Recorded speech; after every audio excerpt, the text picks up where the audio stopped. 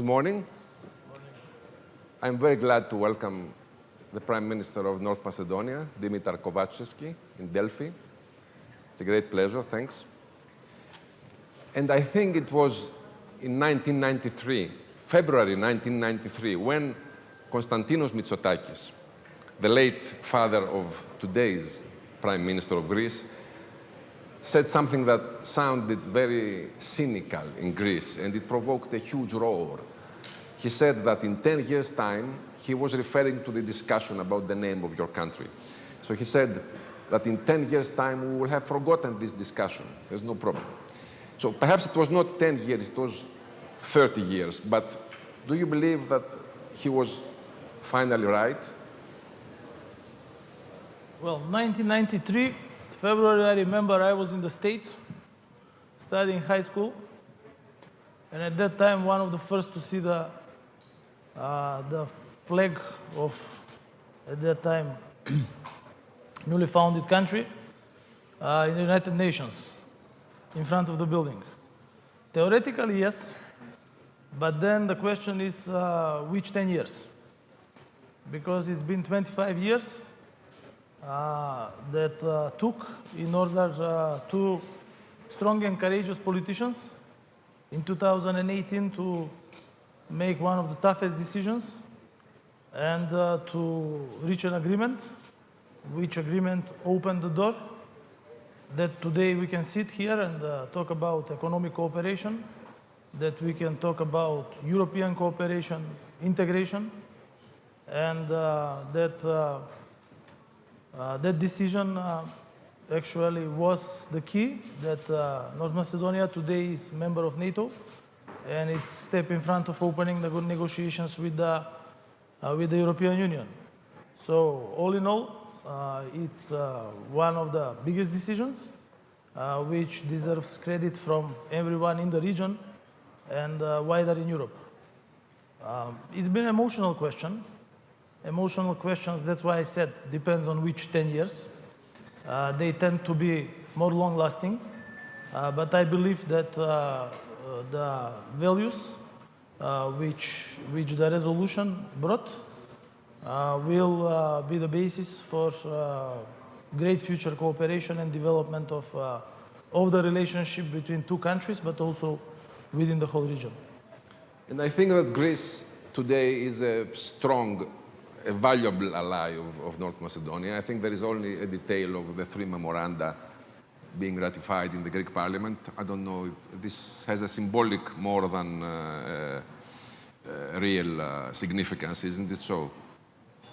So Greece has been... Because cooperation is already taking place. Greece has been from the very beginning of the country an ally in many areas, especially the banking sector, in construction, in many other industries.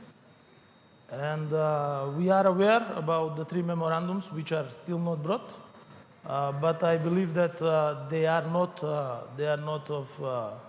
of that significance that can spoil the good relations between the two countries. These 3 memorandums are in the field of security, European Union, and economic development. They are brought by our parliament because we saw and recognized the benefits of their content. And I also believe that in the Greek parliament, there will be a moment when the members of parliament will realize their importance, and they will be also voted here in the parliament in Greece. So the main problem now is coming from Bulgaria, I understand. There are some problems there. I have the feeling that the new Prime Minister is more positive, but there was a census last year, and we learned the results just last week, and there was a problem there with how many Bulgarians declared, how many citizens of North Macedonia declared Bulgarians. Is this a real problem, or things are going fast between the two countries? Well, the two new governments came into positions closely one to another at the beginning. One at the end of the previous year, one at the beginning, ours at the beginning of this year. So immediately we started a new dialogue because previously for let's say a year or more than a year, the dialogue between the two countries was not existent, and the media was practically dominated by propagandists and by individuals and groups which do not want to see any agreement in place. That is why with the Prime Minister of Bulgaria and the two governments, we established a cooperation within areas which are forward-looking and which can be of benefit for all the citizens of the two countries. The other stakeholders like the economic chambers, educational institutions, and others. On the other side, this gives results as there are concrete, tangible benefits, and as well there is ongoing political dialogue between the Ministries of Foreign Affairs for the open political questions. The census in the country was conducted based on the best European practices. It was including experts from the European Union, and it is now sent to Eurostat, and as soon as it will be approved, it will become part of the European statistics. So every person was free to say its opinion about all the personal questions, and I believe that this is a basis that that everyone in the country can feel free on all their questions and all self-determinating questions which they can publicly answer.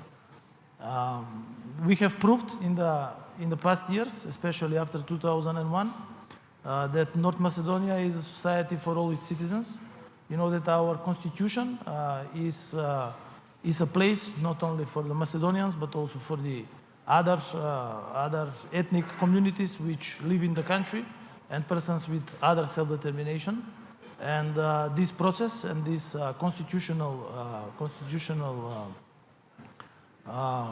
principles in the country allow also for others, including Montenegrins, Croats, Bulgarians, through a constitutional procedure to become part of the constitution. At the same time, we have other institutions, and we are probably one of the rare or maybe the only country in Europe which has a ministry for minorities. We also have all the laws which are protecting the languages of smaller ethnic communities.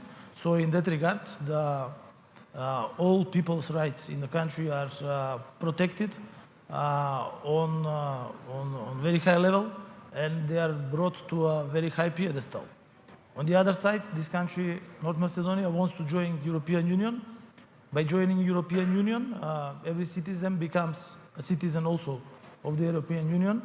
And recalling only on the last press conference of the President of the European Commission gave in Sofia, that the negotiation framework and the rules and procedures and directives in the European Union are full-fledged basis for protection and improvement of all the minority rights in every member country.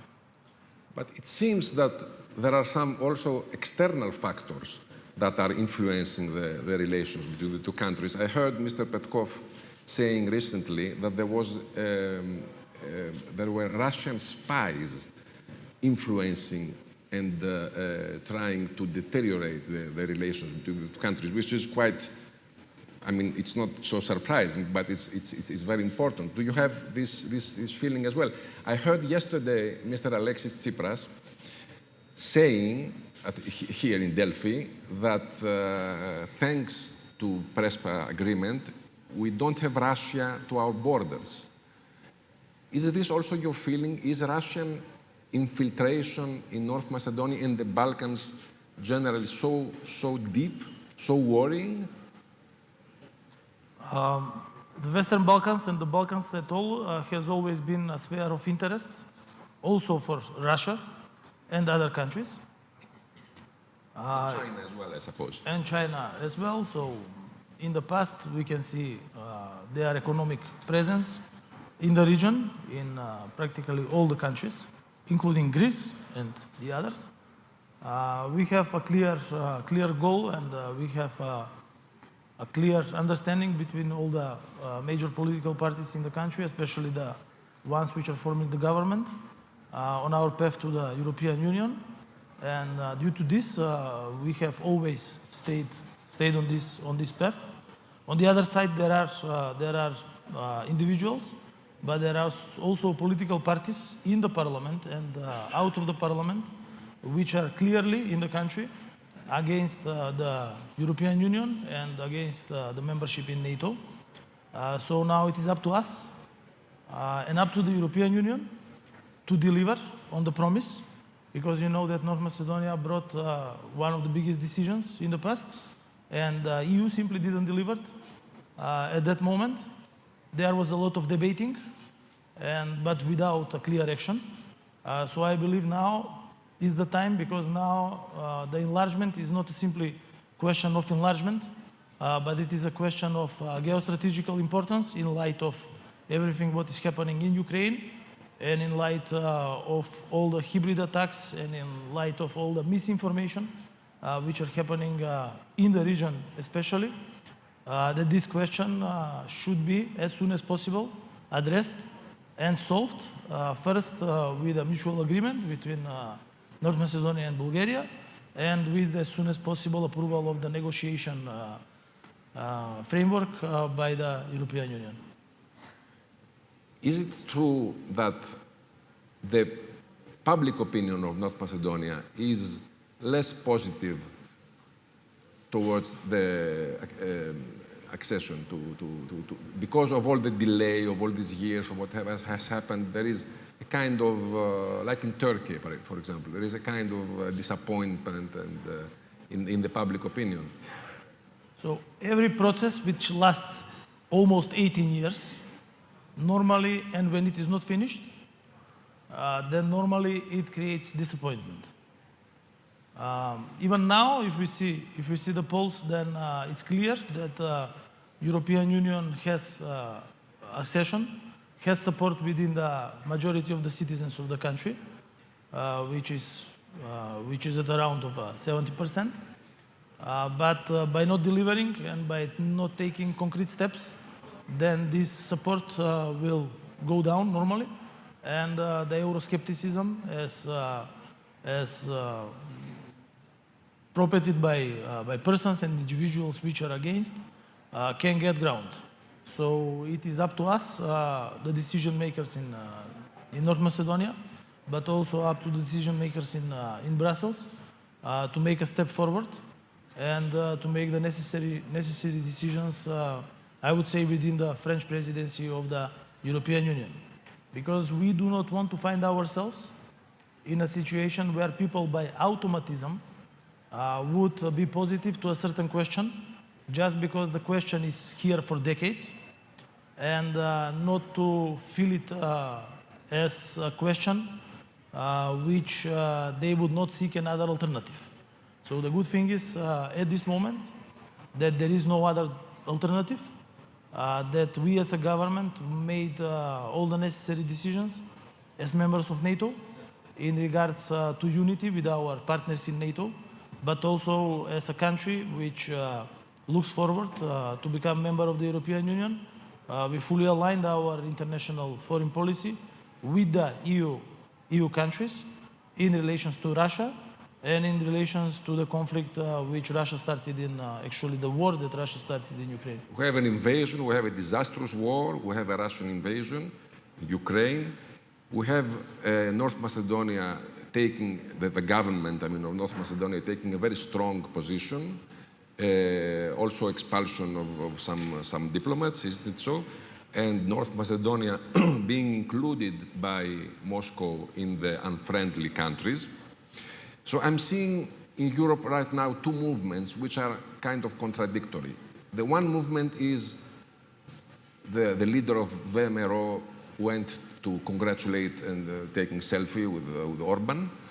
And you have also a small party, the left party, which met with the Russian ambassador. And also you have the election of Vučić in Serbia. So you have several things that are moving against united Europe, against European stability. And at the same time, this war is convincing Europe that things must move.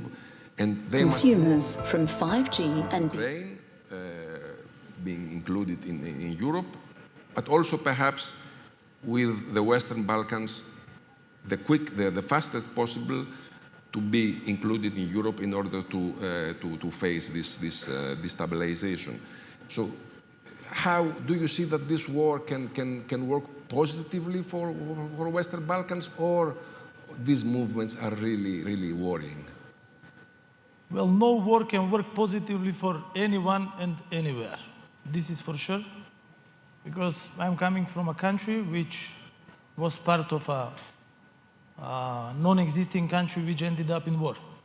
So at the end of the day, the economic devastation, the brain drain,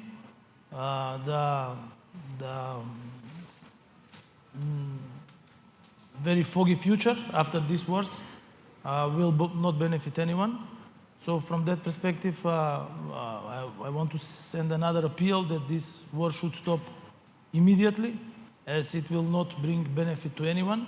And even if we see the situation now in Ukraine, we see that practically Russia has not achieved anything so far, except for creating the biggest energy and the biggest food crisis, creating the biggest economic crisis in Europe especially, but in the world after the Second World War. But because of that, things are turning more and more violent because of what you said. In terms of the orientation of North Macedonia and all the decisions that we made, I can only repeat one more time that we are very strong in our cooperation with all our allies. I'm saying as a government. I cannot comment who is taking selfies with whom, because I don't do chronicles to politicians in the country. I know about my pictures, so from these last 2 days, the people got to see my meetings with the special envoy of the United States for Western Balkans, Mr. Escobar, then with the prime ministers of the region. Today I will have a meeting with the prime minister of Greece, prime minister of a country with whom we have a great cooperation, country which is doing the air policing over North Macedonia in the framework of the NATO cooperation. On Monday we have a big exercises in Skopje, NATO exercises, which show the unity but also preparedness of the country. We have shown that we are indispensable partner of NATO, not in terms only of decisions, but also in terms of the aid which we have provided to Ukraine and to the Ukrainian people, and also the preparedness of the country to accept the refugees from Ukraine and to include them in the society, because it's not only to accept the refugee, but also they have to be included, as some of them have to go in schools, some of them have to go in kindergartens, and our country is ready to accept them and to provide them life not like at home, but to feel like at home in North Macedonia. Last question: how do you see the war taking end? Sooner, later? What's your prediction? What's your feeling? The sooner, the better. Okay. But what's your feeling? My feeling is that if the European Union and NATO countries, together with the allies, because not all the countries which share the values of NATO are members of NATO, but they are in cooperation with NATO. Also, we as a country are not members of the European Union, but someone who shares the values, the principles, behaves based on these values and principles, and that is why we fully aligned our foreign policy and our decisions with the ones of the European Union. Show the clear unity, and all the sanctions which are imposed to Russia are not sanctions imposed to the Russian people, but to the Russian regime which started this unprovoked war on a sovereign country, Ukraine.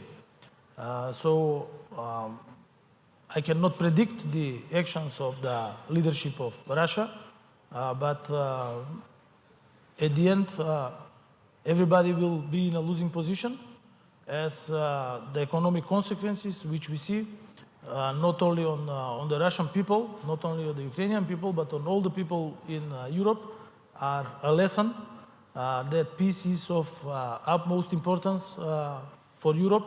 Europe had not had any major war conflict after the Second World War, and this is a lesson that we have to have cooperation improved in order not to have situations like this. This is also a message to the European Union in relation to the EU enlargement, that the better economic ties, the better cooperation between the countries of the Western Balkans is actually investment in the future peace of this region, which is an immanent part of Europe. And without this part, Europe cannot be complete in front of the other frontiers around the world. Thank you very much, Prime Minister. Thank you. It's an honor.